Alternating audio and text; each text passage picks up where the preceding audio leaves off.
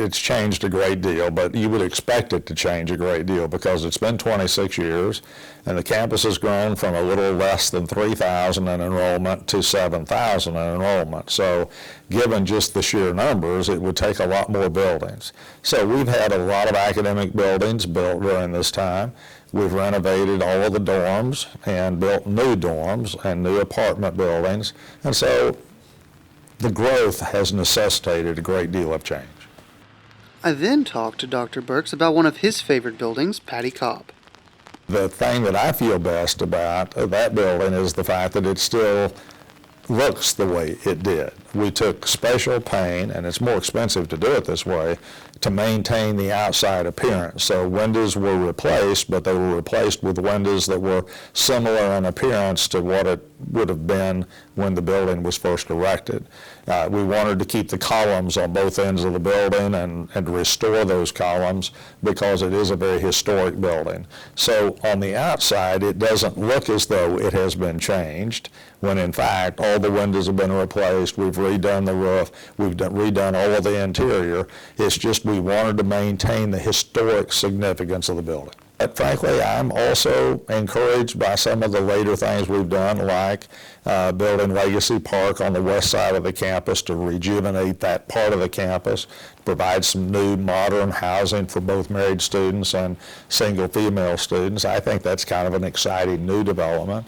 The building of the Fair Building for Pharmacy and PA, those are both new programs.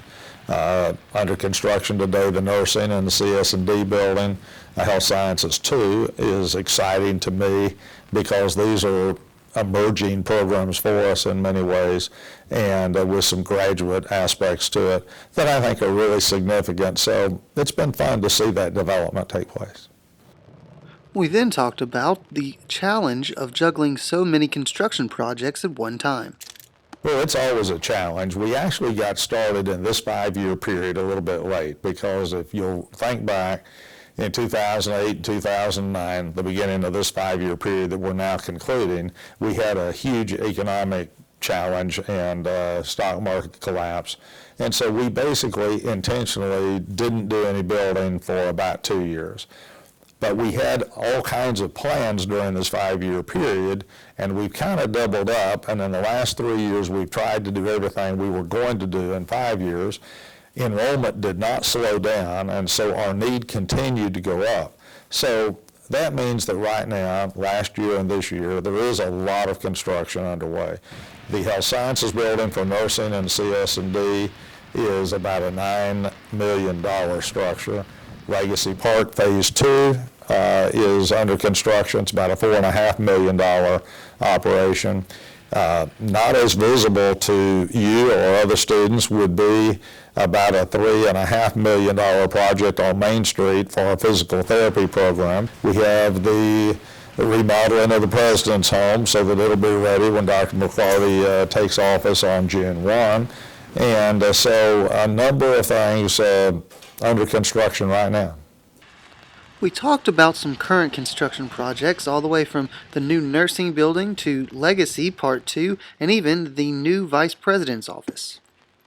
Yeah, we are anticipating that that will be finished in August and in time for students and faculty to move into it at the beginning of the fall semester. It got off to a little bit of a slow start, but they've really picked up on it, and right now it's looking very good. They're slightly different. They're all a different design, but they'll look very similar when they're finished. And they're right across the street, and there's 5 new buildings. We built 15 buildings in Phase 1, so this will make a total of 20 buildings. One difference is the first floor of one of the new buildings will house the Student Health Center, which is now in a slightly different location, but the rest of the buildings are for student housing. And so both married students and single female students will live in this, and they'll look very similar to the ones that were built in Phase 1. We've had students living there for the past 4 years since I left it and built my own house. And so we've had students living there. They had to leave in December so that the construction could be done this spring so that it would be ready by June 1.